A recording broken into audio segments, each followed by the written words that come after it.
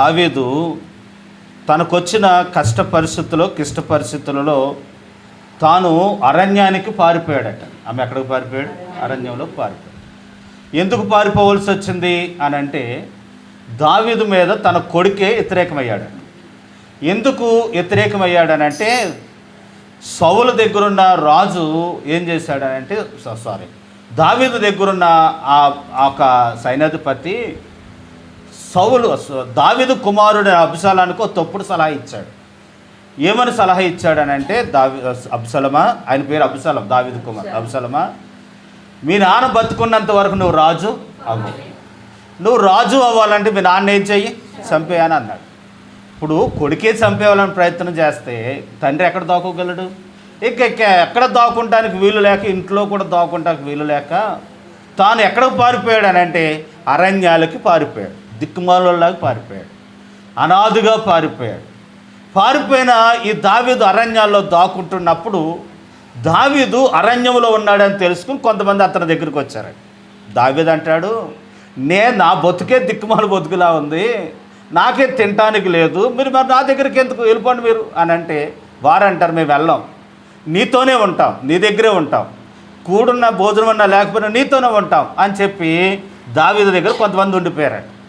దావీదు దగ్గర కొంతమంది ఉండిపోయిన ఆ సందర్భాల్లో తానున్న చుట్టుపక్కల ఉన్నవారు కొంతమంది ఏం చేశారని అంటే, దావీదు అరణ్యంలో ఒంటరిగా ఉన్నాడని చెప్పి దావీదు కొరకు కొన్ని పదార్థాలు తీసుకొచ్చారట. ఏం తీసుకొచ్చారు అని అంటే, ప్రియులారా అక్కడ చదువుతున్నాం, గోధుమలు, ఒకటి చదవండి రాము. అరణ్యమును జనులు అలసిన వారే ఆకలిగొని దప్పు కొనుచున్నారని తలంచి పరుపులు, పాత్రలు, కొండలు, గోధుమలు, యవన పిండి, వేచిన గోధుమలు, కాయధాన్యములు, చిక్కుడుకాయలు, పేలాలు, తేనె, గొర్రెలు, జొన్న బుద్దలు దావీదును అతని యొద్దనున్న జనులకు భోజనము చేయటకే తీసుకొని వచ్చారు. అరణ్యములో శ్రేష్టమైన భోజనము దేవుడు ప్రజల ద్వారా తెప్పించారు. ఎందుకు తెచ్చారు? దావీదుకి తేవటానికి ఏంటి కారణం ఏంటనంటే, ఆలోచిస్తే ప్రియులను గమనించండి. దావీదు ఇప్పుడు అరణ్యంలో దావీదు దగ్గర తేపటానికి కారణం ఏంటనంటే, బైబిల్ ఒక వాక్యం ఉంది ఏంటనంటే, యథార్థవంతుల కంట చీకటిలో ఏం పడుతుందట? వెలుగు పడుతుందట. అంటే దావీదు యథార్థతను బట్టి, దావీదు భక్తి జీవితాన్ని బట్టి, దావీదు నడుస్తున్న విధానాన్ని బట్టి అరణ్యములో కూడా దేవుడు అతని దగ్గరికి ఏం పంపించాడు? ఆహారాన్ని పంపించాడు. మరి మామూలు ఆహారం కాదు, ఎంత శ్రేష్టమైన ఆహారమో, ఎంత ఆరోగ్యకరమైన ఆహారమో. దావీదు తన ఇంటికాడ ఉన్నప్పుడైనా తినుంటాడో లేదో, కానీ దేవుడు అరణ్యంలో అటు ఆహారాన్ని దేవుడు పంపించాడు. ఎందుకు పంపించాడు దేవుడు అని అంటే, ఇంకొక మాట ఏంటనంటే, ప్రియులారా ఎవరూ కూడా ఊరికి మంచినీళ్ళు కూడా ఇవ్వరట. ఎవరైనా మంచినీళ్ళైనా ఇవ్వాలనంటే ఆ వ్యక్తిని దేవుడు ఏం చేయాలి? ప్రేరేపించాలి. ఇవ్వాలన్న మనసు ఇవ్వాలి.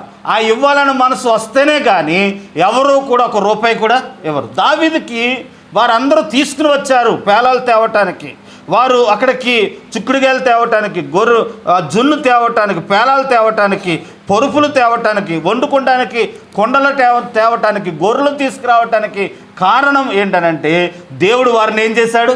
ప్రేరేపించాడు. దేవుడు ప్రేరేపించగా అరణ్యంలో ఉండినాను, చీకటిలో ఉండినాను, కష్టములో ఉండినాను, తినటానికి ఏమీ లేని ప్రాంతంలో ఉండినాను, దావీదుకి ఎలాగొచ్చిందనంటే సమృద్ధిగా వచ్చింది. ఈ వాక్యం అంటే దేవుని బిడ్డలారా మనం అనుభవించుకుందాం. మనం కూడా ఒక్కోసారి అన్నీ ఉండనాను ఏమీ లేని వారం అయిపోతాం, ఒక్కోసారి అన్నీ ఉండనాను కష్టాలు పాలవుతూ ఉంటాం ఒక్కొక్కసారి. అలాంటప్పుడు ఒక విషయం మర్చిపోవద్దు, దావీదు అరణ్యంలో కష్టకాలంలో దేవుడు విడిచిపెట్టిన దేవుడు నిన్ను నన్ను కూడా విడిచిపెట్టడు. మనల్ని విడిచిపెట్టేవాడు కాదు అనే విషయాన్ని మీకు తెలియపరుస్తాడు. ఎప్పుడు విడిచిపెట్టడు అని అంటే, బజార్ చుట్టూరు తిరుగుతున్నప్పుడు కాదు, సినిమాల చుట్టూరు తిరుగుతున్నప్పుడు కాదు, లేకపోతే లోకంలో మన ఇష్టం వచ్చినట్టు తిరిగితే కాదు, లేకపోతే దేవునికి ఇష్టం లేని వారి వల్ల తిరిగితే కాదు. దేవునికి ఇష్టమైన వాడు దావీదు వలె మనము జీవిస్తే, దావీదు అరణ్యములో దేవుడు భోజనాన్ని సిద్ధపరిచినట్టుగా, చీకటిలో వెలుగును కలుగు చేసినట్టుగా, మనకు కూడా దేవుడు కష్ట సమయాల్లో దేవుడు మనకు సహాయాన్ని చేస్తాడు. దేవునామన మహిమ కలుగును గాక. ఒక్కొక్కసారి ఆశ్రయం హాస్పిటల్కి ఇలా రాజమండ్రి, కాకినాడ ఇలా వెళ్తూ ఉంటాం. అంటే ఎవరినైనా పలకరించడానికి మన బంధువులు వాళ్ళని చూడడానికి. వాళ్ళండి టైం అండి, పద్ధతి అండి, ఉదయం 11ంటికి రావాలండి, అది దాటాక రాకూడదండి, 3ంటికి రావాలండి, ఇలా కండిషన్లు పెడతా ఉంటారు. అంత దూరం వెళ్ళిన వాళ్ళు మరి వీళ్ళు చూసి మాట్లాడి రాకపోతే అంత దూరం ప్రయాస వేద్దాం కదా. కాబట్టి అటువంటి సందర్భాల్లో ఎలాగరా బాబు లోపలికి వెళ్ళనిస్తలేదు, మనం ఎవరికి తెలియదు అన్నవాడికి ఎవరో ఒకరు తలుక్కుని తెలిసిన వాళ్ళు దొరుకుతారు. అక్కడ ఓ నర్సో, ఓ కంపౌండరో ఎవరో ఒకరు దొరుకుతారు. అంటే నేను అంటున్నాను, చిన్న ఉదాహరణ చెప్తున్నాను. కష్ట సమయంలో దేవుడు ఎవరో ఒకరిని అక్కడ మన కొరకు ఉంచుతాడు. ఏ ఊరు వెళ్ళనివ్వండి, మేము ఏ ప్రాంతం వెళ్ళనివ్వండి, ఏ పట్టణానికి వెళ్ళనివ్వండి, మస్కట్ వెళ్ళినా అక్కడ తెలిసిన వాళ్ళు ఉంటారు, హైదరాబాద్ వెళ్ళినా అక్కడ దేవుడు అలా పెడతాడు. మనకు తెలిసిన వాళ్ళు కాదు, దేవుడు ఆ సమయాన్ని అక్కడ ఆ వ్యక్తిని అలా పెడతాడు. దావీదుకు కూడా అలా పెట్టడానికి కారణం ఏంటంటే తన యథార్థత, తన భక్తిని బట్టి దేవుడు అలా పెట్టాడు. ఈరోజు వాక్యాన్ని బట్టి మీతో చెప్తున్నాను, ఒక 2 మాటలు మీకు జ్ఞాపకం చేస్తాను. మొదటిది, దావీదు ఎవరనంటే దేవుని చేత అభిషేకించబడినవాడు. దావీదు ఎవరండి? ఎవరి చేత అభిషేకించబడ్డాడు? దేవుని చేత అభిషేకించబడ్డాడు. దావీదు సౌలు దినాలలో సౌలును తప్పించి దావీదును దేవుడు అభిషేకించి రాజుగా చేశాడట. రాజుగా చేసిన దాన్ని బట్టి అభిషేకించబడి. ఇంకొక విషయాన్ని మీకు జ్ఞాపకం చేస్తూ ఉన్నాను. దావీదుతో కొంతమంది కూడా రావటానికి కారణం ఏంటంటే వారు గమనించారు. ఏమనంటే, దావీదా, ఇదిగో నీవు అరణ్యంలో ఉన్నా, నీతో భోజనం ఉన్నా లేకపోయాను పర్లేదు, మీతోనే ఉంటాం. ఎందుకనంటే నువ్వెవరో తెలుసా? అభిషేకించబడిన వాడు. ఎవరు? యేసు ప్రభువు వారిని కూడా ఏమన్నారు తెలుసా? దేవా, నిన్ను విడిచిపెట్టి మేము ఎక్కడికి వెళ్ళగలం, నువ్వు జీవం కలిగిన మాటలుగా వాడు అని చెప్పారు. కాబట్టి యేసు ప్రభువు వారిలో జీవం కలిగిన మాటలు ఉన్నాయి. ఎందుకనంటే తాను అభిషేకించబడ్డాడు. దావీదు కూడా ఏం చేయబడ్డాడండి? అభిషేకించబడ్డాడు. ప్రియులారా, యేసు ప్రభువు వారు అభిషేకించబడిన ఆయనలో ఎంతో ప్రభావం ఉందో, ఆయనను అనుసరించి ఆయన దగ్గరకు వచ్చిన వారికి కూడా అంతే ఆశీర్వాదాలు దేవుడిస్తాడు. అదే సందర్భంలో దావీదు కూడా దాని దగ్గరకు వచ్చిన వారు అంటున్నారు, మేము ఎక్కడికి వెళ్ళగలం, మేము ఎక్కడికి వెళ్ళాం, నీ దగ్గరే మాకు సమృద్ధి ఉంది, నువ్వు పెట్టకపోయినా పర్లేదు. ఎందుకనంటే నువ్వు యెహోవా చేత ఏం చేయబడ్డావు? అభిషేకం. బైబిల్లో కొంతమంది అభిషేకించబడిన వారు ఉన్నారు. అభిషేకించబడిన వారు కింద స్థాయి నుండి పై స్థాయికి వెళ్ళారు. దేవుని చేత అభిషేకించబడిన వారండి, వారిని తట్లో పెట్టి దాచినా లేకపోతే బొట్లో పెట్టి దాచినా, వారిని ఎలా తొక్కినా వారు ఆగరు. ఎందుకనంటే వారిలో ఉన్న దేవుని ఆత్మ బంతి వలె ఏం చేస్తుంది అంటే వారిని వాడుకుంటుంది, వారిని దేవుని పని కొరకు వినియోగపరుచుకుంటుంది. దావీదు కూడా దేవుని చేత అభిషేకించబడ్డాడు. బైబిల్లో కూడా కొంతమంది అభిషేకించబడ్డారు. ఈరోజు మనము కూడా దేవుని చేత అభిషేకించబడాలి. ఆ కోరుకోవాలి. మనం ఏంటనంటే, దేవా, మేము బతుకున్నంత కాలంలో నీ కొరకు పని చేసేలాగా, నీ కొరకు వాడబడేలాగా నన్ను అభిషేకించిన ఆయనను కోరుకుంటే ఆయన పని చేసినంత ఉత్తమం, అంత ఆశీర్వాదం ఇంకేదియూ ఉండదు అనే విషయాన్ని మీకు తెలియపరుచుకుంటున్నాను. దేవునామన మహిమ కలుగును గాక. సరే, బైబిల్లో కొంతమంది అభిషేకించబడిన వారు ఉన్నారు. ఎవరున్నారు అని అంటే, అహరోను దేవుడు అభిషేకించగా యాజకుడు అయ్యాడు. ఇంకెవరున్నారు? ఎస్తేరును అభిషేకించగా రాణి అయ్యింది. ఇంకెవరున్నారు? సౌలును అభిషేకించగా గాడిదను కాసుకుని వాడు ఏమైపోయాడండి? రాజు అయిపోయాడు. దావీదును అభిషేకించగా రాజు అయ్యాడు. కనుక ప్రియులారా, దేవుని వాక్యంలో చూస్తే ఎలీసాను అభిషేకించగా ఎలీసా ప్రవక్త అయ్యాడు. ఇలా కొంతమందిని మనం చూస్తూ ఉన్నాం. దావీదు కూడా అభిషేకించబడిన వాడు గనక అరణ్యంలో దేవుడు అతనికి ఆహారాన్ని దేవుడు. ఈరోజు మీతో చెప్తున్నాను, మనము కూడా దేవుని చేత అభిషేకించబడితే గనక మీరు ఎక్కడున్నా మీకు అక్కడ కావాల్సింది మీ దగ్గరికి వస్తుంది. దేవునికి స్తోత్రం చెప్తామండి. హల్లెలూయా. ఎప్పుడు భయపడకూడదు. ఏలియా ఉన్నాడండి. ఏలియా దినాలలో లోకమంతా కరువు వచ్చిందండి. కరువు రాగా ఏలియా కేరాతు వాగు దగ్గర ఉన్నాడట. అక్కడ ఎందుకు ఉన్నాడనంటే ఆ వాగులోంచి నీళ్లు ప్రవహిస్తూ ఉన్నాయంట.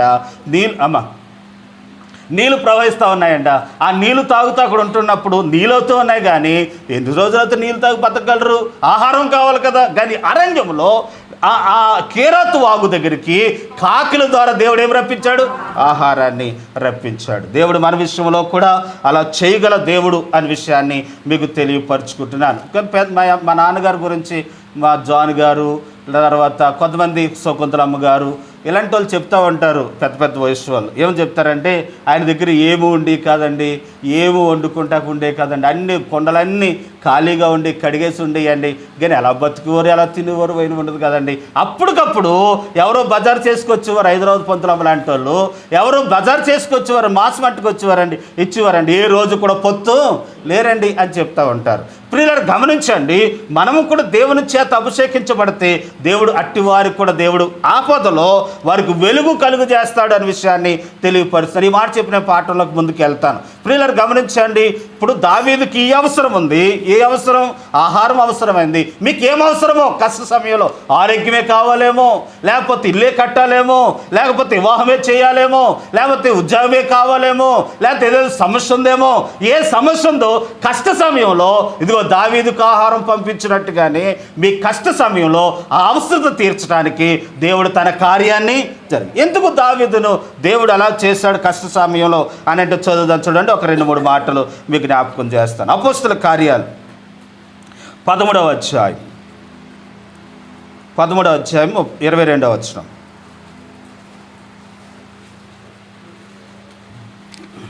దావీదు గురించి అపోస్తల కార్యాల్లో అతని గురించి చెప్తా ఉన్నారు. చూడు, తర్వాత అతను తొలగించి దావీదును వారిని రాజుగా ఏర్పాటు చేశాను. మరియు నేను యెష్షయి కుమారుడైన దావీదును కనుగొంటిని, అతడు నాకు ఇష్టానుసారుడైన. ఎవరికి ఇష్టానుసారుడట? దేవుడే చెప్తున్నాడు ఇక్కడ. ఏమనంటే దావీదు కుమారుడు ఒక ఆయన ఉన్నాడు, ఆయనంట దేవుడు అంటున్నాడు నాకు ఇష్టానుసారుడైన మనిషి. ఎందుకు ఇష్టమవుతామండి? ఎవరు ఒక మనిషికి ఎప్పుడు ఇష్టమవుతారు? ఒక మనిషికి ఇంకో మనిషి ఎప్పుడు ఇష్టమవుతారు అని అంటే వారు చెప్పింది చేసినప్పుడు. కనుక మాటకు విధేయులైనప్పుడు, లోబడినప్పుడు. చూడండి, ఇంట్లో కూడా పిల్లలు ఒక 5-6 ఉన్నారనుకోండి, 5గురిలో ఒకరు బాగా ఇష్టంగా ప్రేమిస్తారు. ఎందుకనంటే ఆ ఒక్కరు తల్లి మాట బాగా వింటారు, ఇన్నవారిని బాగా ప్రేమిస్తారు, ఇన్నవారికి వారు దాచిపెట్టి వారికి ఇస్తారు. అట్టిదిగానే ప్రియులారా, దేవుడి కంట ఒక ఆయన ఇష్టమయ్యాడట. ఆ దావీదు దేవునికి ఇష్టమయ్యాడట. ఎందుకు ఇష్టమయ్యాడనంటే దేవునికి ఏమి ఇష్టమో దావీదుకి అదే ఇష్టమంట. అది అంటున్నాడు. ఏమంటున్నాడంటే దావీదు నా హృదయానుసారుడు అని అంటున్నాడు. అంటే నా మనస్తత్వం కలిగిన వాడు, నా గుణలక్షణాలు కలిగిన వాడు, నేను ఎలా ఉండాలనుకుంటున్నానో అలా ఉన్నవాడు, దావీదు ఎలా ఉండాలని నేను కోరుకుంటున్నానో అలా ఉన్నవాడు కనుక దావీదు నా హృదయానుసారుడు అని దావీదు గురించి చెప్తున్నాడు. అందుకే దావీదును దేవుడు అభిషేకించాడు. దేవునికి స్తోత్రం ఇవ్వండి. దేవుడు మనలను అభిషేకించి కష్ట సమయంలో మనకు సహాయం చేయాలనంటే మనం కూడా చేయవలసిన పని ఏంటి తెలుసా అండి? మనం ఆయన హృదయానుసారులుగా ఉండాలి. అంటే దేవునికి ఇష్టమైన వారుగా ఉండాలి. మన ఇష్టం వచ్చినట్టు కాదు. ప్రియులారా, ఆయన ఇష్టం ఎలా తెలుస్తుందండి? దేవుని ఇష్టం ఎలా తెలుస్తుంది? బైబిల్ వాక్యంలో ఆయన చెప్పాడు. ఏది తప్పో, ఏది రైటో, ఏది ఇష్టం కాదో, ఏది ఇష్టమో ఆయన చెప్పాడు. ఇదిగో చదువుతున్నప్పుడు అర్థమవుతుంది. ఒక్కొక్కసారి నాలంటి వాళ్ళు చెప్పినప్పుడు అర్థం చేసుకుని ఓహో ఇది చేయకూడదు. ఎందుకు చేయకూడదు? నువ్వు చెప్పింది చెయ్యాలా, నీ మాట వినాలా అని అనకూడదు. ఇది ఇక్కడ ఇలా ఉందండి, దావీదు ఇలా చేశాడండి, దేవునికి ఇష్టం కానీ చేయలేదు కనుక దేవునికి ఇష్టడు అయ్యాడండి. మనం కూడా ఇష్టలుగా ఉండాలని అంటే ఆయన చెప్పింది చెయ్యాలి. అప్పుడు దేవునికి ఇష్టలుగా ఉంటాం అనే విషయాన్ని తెలియపరుస్తాను. 1, 2 చూద్దాం. చూడండి, మొదటి సమూయేలు రాసిన గ్రంథం 24వ అధ్యాయం 6వ వచనం. ఇక్కడ మనం గమనిస్తే అండి, సౌలు ఉన్నాడండి. సౌలు అండి దావీదును చంపాలని ప్రయత్నం చేస్తున్నాడండి. చంపాలని ప్రయత్నం చేస్తూ ఉంటాడు. దావీదును దేవుడు తప్పిస్తూ ఉన్నాడండి. తప్పిస్తున్న సమయంలో దావీదండి సౌలు ఎన్నోసార్లు ప్రయత్నం చేస్తున్న సమయంలో దావీదును దేవుడు తప్పిస్తున్నాడండి. తప్పిస్తున్నప్పుడు ఒక రోజున సౌలు గృహలో నిద్రపోతున్నాడండి. గురకబట్టి నిద్రపోతున్నాడండి. అందరూ కూడా నిద్రపోతుంటున్నారట. ఆయన సైన్యం ఆయన నిద్రపోతుంటున్నప్పుడు దావీదు ఆ మార్గం గుండా వెళ్తూ ఉంటుండగా గురకొస్తుంది ఏంటంటే ఎక్కడి నుంచి వస్తుందని ఆ గృహలోకి వెళ్ళి తొంగి చూస్తే అక్కడ సౌలు సైన్యం నిద్రపోతున్నారండి. ఈ దావీదుతో ఉన్న వాళ్ళు అన్నారు, అయ్యగారండి భలే అవకాశం వచ్చిందండి, కనుక నీ శత్రువు నిన్ను చంపాలని చూస్తున్నాడు, ఇదిగోండి నిద్రపోతున్నాడు కానీ ఒక్క పోటు చేసారండి, తర్వాత మీకు ఇంకా గొడవ ఉండదండి అన్నాడట. ఎవరిని? దావీదు. అప్పుడు దావీదు ఏమన్నాడంటే ఈ మాట చెప్తున్నాడు, అలా చెయ్యొద్దు, యెహోవా చేత చదవండి, యెహోవా చేత అభిషేకమునందునవాడు గనుక యెహోవా చేత నా ప్రభునకు నేను ఈ కార్యము యెహోవాను బట్టి అతను నేను చంపనని తన జనులతో ప్రియులారా, అవకాశం వచ్చినాను చంపకుండా విడిచిపెట్టడమే. ఏంటి చెప్పన? క్షమించటం. ప్రియులారా, దావీదులో ఉన్న గుణలక్షణం ఏంటంటే దేవునికి ఇష్టడుగా ఉన్నాడు. రెండోది, ఇతరులను క్షమించాడంట. ఎవరిని క్షమించాడు తెలుసా అండి? చంపాలని ప్రయత్నం చేసిన సౌలుని ఏం చేశాడు? విడిచిపెట్టాడు. ఆ చంపటానికి అవకాశం వచ్చినాడు. ఇప్పుడు చూడండి, దెబ్బలాటాడినప్పుడు తిట్టడానికి అవకాశం వచ్చిందనుకోండి, ఆ మాట అంటానికి అవకాశం వచ్చినప్పుడు విడిచిపెట్టుకుంటారా? భలే దొరికాడు రత్తాసరి అని చెప్పి టబ టబ టబ టబ ఒక మాటకు 4 మాటలు వేసేస్తాం కదండి ప్రియులారా. కానీ అటువంటి సమయం వచ్చినాను మాట్లాడుకున్నట్టయ్యే నీతి, అలా మాట్లాడుకున్నట్టయ్యే క్షమించటం, చంపకుండా ఉన్నట్టయ్యే క్షమించటం, ఆ లక్షణము కలిగి ఉన్నాడు కనుక అరణ్యములో దావీదుకి ఏం పుట్టిందండి? ఆహారం పుట్టింది, వెలుగు పుట్టింది అనే విషయాన్ని తెలియపరుస్తాను. ఒక విషయాన్ని గమనించండి ప్రియులారా, లోకము ఎన్ని రంగులు ఎన్ని మాయలు కనపడుతున్నా, అది ఎంత వెలుగుగా ఎంత గొప్పగా కనపడుతుందా, దాన్ని నెరవేరేది ఏది తెలుసా? వాక్యమే. దేవుని వాక్యం ప్రకారమే నెరవేరుతుంది, ఖచ్చితం. దేవుని బిడ్డలారా, చాలామంది ఏమనుకుంటారంటే లోకంలో ఉన్న రంగులు అవి అనుకుంటున్నారు. కాదు. ఏది ఎన్ని రంగులు మాయలు చేసినా ఆఖరికి వాక్యం దగ్గరికి రావాలి, ఇదే నెరవేరుతుంది. కాబట్టి ముందే ఎరిగిన మనము ఈ ప్రకారమే అవన్నీ తిరిగి వచ్చి బదులు ముందే ఈ ప్రకారం జీవిస్తే గొడవ ఉండదు కదా, సమయం పోదు కదా, కనుక వయసు పోదు కదా. కాబట్టి దావీదు ఇతరులను ఏం చేశాడటండి? క్షమించాడు. మనం కూడా ఇతరులను ఏం చేయాలండి? క్షమించాలి. 2, ప్రియులారా, యేసు ప్రభువారు కూడా ఆయన సిలువలో ఏలాడుతున్నప్పుడు ఒక మాట చెప్పారు కదండి. 7 మాటలు ఒక మాట ఏమిటారు? మొదటి, తండ్రి వీరేం చేస్తున్నారు? ఎవరిని క్షమించాడు? ఆయన కొట్టిన వారిని క్షమించాడు, గుద్దిన వారిని క్షమించాడు, ప్రియులారా పొడిచిన వారిని క్షమించాడు, ఉమ్మేసిన వారిని క్షమించాడు, కనుక పిడిగుద్దులు గుద్దిన వారిని క్షమించాడు. ఈరోజు మనము కూడా ఇతరులను మనం ఏం చేయాలటండి? క్షమించే వారిగా మనం ఉండాలి అనే విషయాన్ని మీకు తెలియపరుచుకుంటున్నాను. దేవునామమునకు మహిమ కలుగును గాక. హల్లెలూయా. ఇతరులను మనం క్షమించినప్పుడు, ఇతరులకు మనం సహాయం చేసినప్పుడు, ఇతరులకు మనం ఆదుకునే వారిగా మనం చేసినప్పుడు దేవుడు మనల్ని విడిచిపెట్టేవాడు కాదు అనే విషయాన్ని మీకు తెలియపరుచుకుంటున్నాను. మనమండి పగలు హృదయాల్లో దాచుకోకూడదట. పగలు మనలో దాచుకుంటే మనమే కుంగిపోతామండి. పగెట్టుకున్నామనుకోండి, ఆడు బాగానే తిరుగుతాడు. మనం ఎవరి మీద పగెట్టుకున్నామో ఆడు బాగానే సంతోషంగా ఉంటాడు. ఎందుకు రోగం వచ్చేసింది ఎవరో చెప్పనా? ఎవరైతే పగెట్టుకుంటాడు ఆడికే షుగర్ ఎక్కువైపోద్ది, బీపీ ఎక్కువైపోద్ది, కనుక దాంతోపాటు ఉన్నాయన్నీ వచ్చేస్తాయి. కాబట్టి నేను అంటున్నమాట, ఎందుకు వచ్చిన గొడవ? మనకి ఒకరు గొడవ. కాబట్టి మనం ఏదో ఉన్నది లేకపోతే ఏమైనా సాయం చేయాలనుకుంటే ఇతరులకు మనం సాయం చేసేవారిగా మనం ఉండాలనే విషయాన్ని ప్రభు పేరట మీకు మనం చేస్తూ ఉంటున్నాను. దేవుని నామమున మహిమ కలుగును గాక. అందరూ ఒకసారి దేవునికి స్తోత్రం చెప్దామండి. హల్లెలూయా. ఇతరులకు మనం సహాయకులుగా ఉండాలి అనే విషయాన్ని తెలియదు. దేవుని వాక్యం ఏం చెప్తుందో ఆ ప్రకారం మనం చేయాలి. ఆయన ఎలా నడిపిస్తున్నాడో, ఆయన ఏం చెప్పాడో ఆ రీతిగా మనం జీవించినప్పుడండి దేవుని ఆశీర్వాదాలకి మనం పాత్రలం అవుతాం అనే విషయాన్ని మీకు తెలియపరుస్తున్నాం. దావీదుకున్న లక్షణం ఏంటంటే అండి, కీడు చేసిన వారికే ఏం చేశాడు? మేలు చేశాడు. కీడు చేసిన వారికే మేలు చేసేవాడుగా ఉన్నాడు అనే విషయాన్ని మనం కూడా క్రీస్తు ప్రేమను ఎరిగిన మనము ఇతరులకు మనం ఏం చేయాలండి? మేలు. మాటలు కాదు, మన చేతల్లో చూపించేవారంగా ఉండాలి. ఒకసారి ఒక ఆయన ఇల్లు అంటుకుపోయిందంటండి, చాలా బగబగ కాలిపోయి మొత్తం బూడిదైపోయిందండి. అందరూ వచ్చి అయ్యో ఇల్లు అంటుకుపోయింది, అయ్యో అంటున్నారే కానీ ఎవరో ఒకడు సాయము. ఆ ఊరు పెద్ద ఆయన ఒక ఆయన వచ్చి అయ్యో ఏమైందిరా, అయ్యో ఎలాగైపోయిందంటరా అని తన బాధను ఎలా వ్యక్తపరిచాడనంటే జోబీలో కట్ట తీసి ఆ కాలిపోయిన ఆయన చేతిలో పెట్టి, బాబు కాలిపోయిందా, మరి అయ్యో నీ నష్టాన్ని ఎవరు తీర్చలేరు రా బాబు అని చెప్పి ఆ కట్ట చేతిలో పెట్టి వెళ్ళిపోయాడు. అందరూనేమో ఆ కష్టాన్ని ఆ దుఃఖాన్ని ఎలా ఎత్తపరిచారు? మాటలతో ఎత్తపరిచారు. కానీ ఈయన మాత్రము ఎలా ఎత్తపరిచాడు? చేతలతో వ్యక్తపరిచారు. ఈరోజు మనము కూడా మాటలతో కాదు చేతలతో ఏం చేయాలట? ఇంకొక మాట చెప్పేసి నేను ముందుకు వెళ్తాను. చూడండి ప్రియులారా, కీర్తన గ్రంథంలో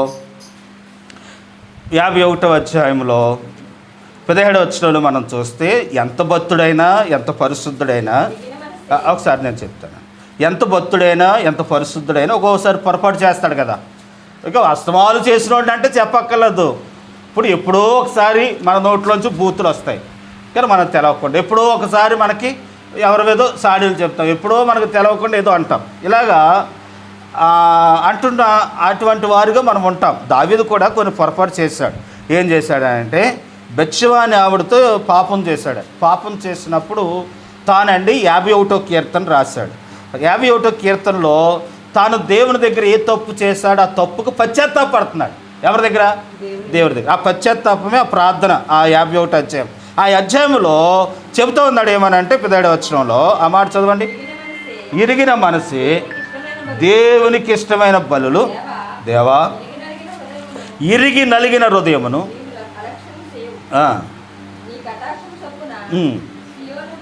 అక్కడ దేవా నైనా నా పాపమును హిమముతో నన్ను కడుగు,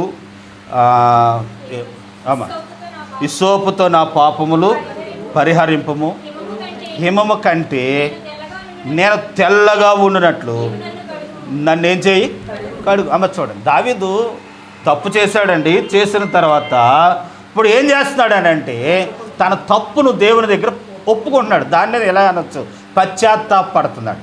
దేవుని దగ్గర చేసిన తప్పును మనం ఏం చేయాలి, ఒప్పుకోవాలి, పశ్చాత్తాపడాలి. అందుకే దావీదు దేవుడు అభిషేకించాడు. అరణ్యంలో దేవుడు అతనికి ఏం దొరికిందని అంటే ఆహారం, వెలుగు కలిగింది.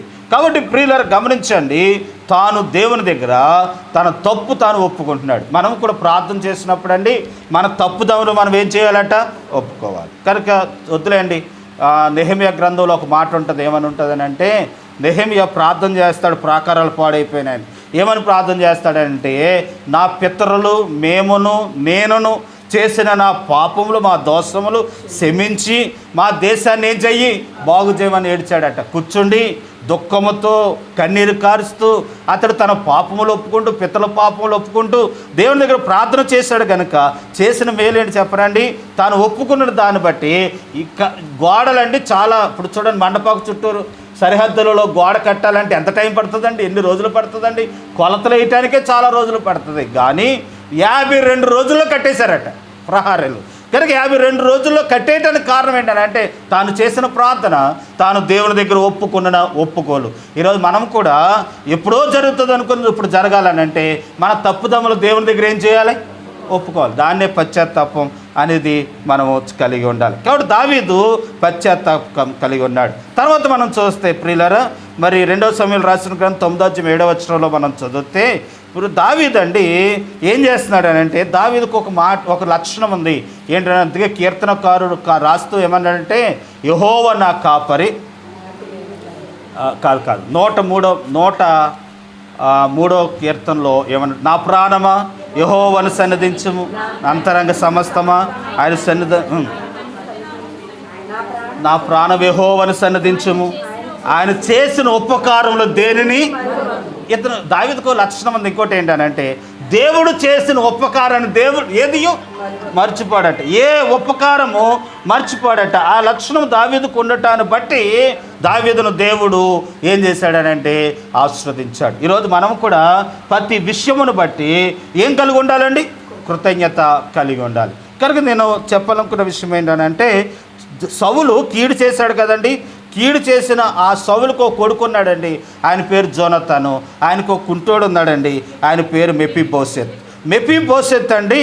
కనుక తన నాన్న చనిపోయాక, తాతయ్య చనిపోయాక ఎక్కడో ఊరు చివర అరణ్యాల్లో ఎక్కడో కొండల్లో ఉంటున్నాడట. దావీదు రాజు అయిన తర్వాత మెఫీబోషెత్ జ్ఞాపకం చేసుకొని తనను తీసుకొచ్చి తన బల్ల ఎద్దే భోజనం పెట్టాడట. ఎవరు బల్ల ఎద్ద? దావీదు బల్ల దగ్గర నిత్యమునంట రోజు దావీదు ఏం తింటున్నాడు అది తినేలాగా చేశాడట. అంత మాత్రమే కాదు, వాళ్ళ నాన్న ఆస్తి, వాళ్ళ తండ్రి ఆస్తి అంతా కూడా మెఫీబోషెత్కి ఇప్పించాడట. రే ఇదిగో వినండి, సౌలుకి ఎంత ఆస్తుందో, సౌలును సంబంధించిన జోనతానికి ఎంత ఆస్తుందో అదంతా ఎవరికి ఇవ్వండి, మెఫీబోషెత్కి ఇవ్వడానికి ఇప్పించాడట. ఎవరు?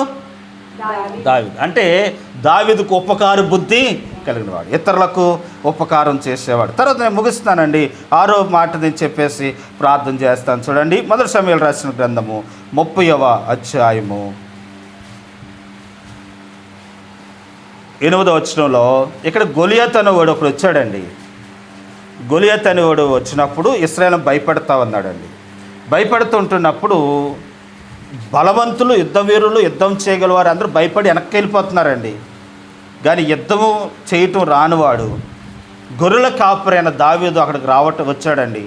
వచ్చిన తర్వాత చూచి వీరందరూ ఆడికి భయపడుతున్నారేంటి అని దావీదు యుద్ధంలోకి వెళ్ళాడటండి. యుద్ధంలోకి వెళ్ళి సౌలు ఆయుధములు ధరించి తాను యుద్ధానికి బయలుదేరి వెళ్ళాడట.